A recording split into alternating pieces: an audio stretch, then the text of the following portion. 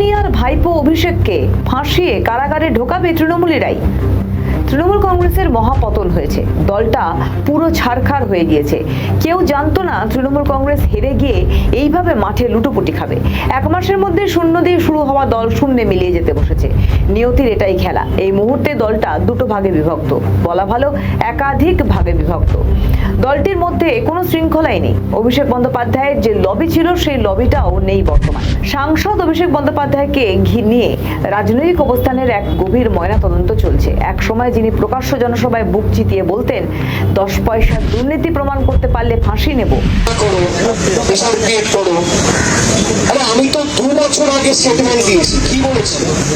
আমি বলেছি যে আমার সাথে বিন্দু মাত্র কোন রকম যোগসাযোগ বা যোগসূত্র যদি এই কেলেঙ্কারির পাওয়া যায় বা প্রতিষ্ঠিত করতে পারে যে 5 পয়সা এখান থেকে আমি নিয়েছি, তাহলে ইডি বা সিবিআই লাগানোর আমার পিছনে দরকার নেই। একটা মঞ্চ তৈরি করবেন ফাঁসির, সেখানে গিয়ে আমি মৃত্যুবরণ করবো। আমি আজ একই কথা বলছি। আজ 2026-এ তপ্ত রাজনৈতিক মরশুমে দাঁড়িয়ে তার সেই আত্মবিশ্বাস কোথায় গেল? কেন একের পর এক তদন্তের মুখোমুখি হতে তার ভয়? জোড়া ফুলে হয়েছে একাধিক রদবদল। তৃণমূলের মধ্যেই হয়েছে তৃণমূলের জন্ম।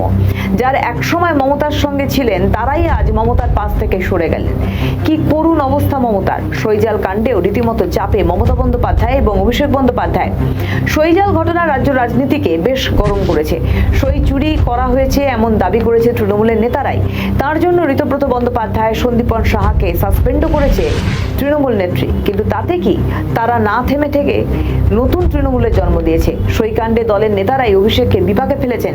গত 19শে মে একটি বৈঠক হয়। সেই বৈঠকে অনেকেই উপস্থিত ছিলেন, আবার অনেকেই উপস্থিত ছিলেন না। যারা উপস্থিত ছিলেন না তাদেরও সই রয়েছে রেজলিউশনে কপিতে। তারপরই নেতারা প্রশ্ন তুলে দিয়েছেন কিভাবে হলো এই সই, তাও আবার ব্লক লেটারে।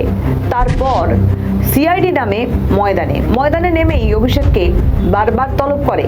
অভিষেক হাজিরা এড়িয়ে অবশেষে হাইকোর্টের নির্দেশ মেনে 11 তারিখ হাজিরা দেয়। সেখানেই তাকে একাধিক প্রশ্ন করেছিল সিআইডিরা। তার মধ্যে একটি প্রশ্ন ছিল অনুপস্থিত বিধায়কদের সই কিভাবে এলো। এই প্রশ্নে রীতিমতো লেজে গোবরে তৃণমূলের যুবরাজ কোনো উত্তর দিতে পারেননি। এই প্রশ্ন তুলেছেন সবার প্রথমে ঋতব্রত বন্দ্যোপাধ্যায়রাই। এই প্রশ্নের জবাব দিতে না পেরে মুখ লুকিয়ে বাড়ি ফিরেছেন অভিষেক বন্দ্যোপাধ্যায়। রাজনৈতিক মহল বলছে অভিষেককে ফাঁসিয়ে কারাগারে ঢোকাবে তৃণমূলরাই। পার পেয়ে বাঁচতে পারবেন না অভিষেক এই যাত্রায়।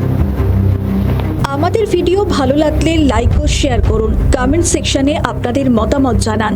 আরও ভিডিও পেতে আমাদের চ্যানেলটিকে সাবস্ক্রাইব করুন এবং প্রতি মুহূর্তে খবরের আপডেট পেতে প্রেস করুন বেল আইকন।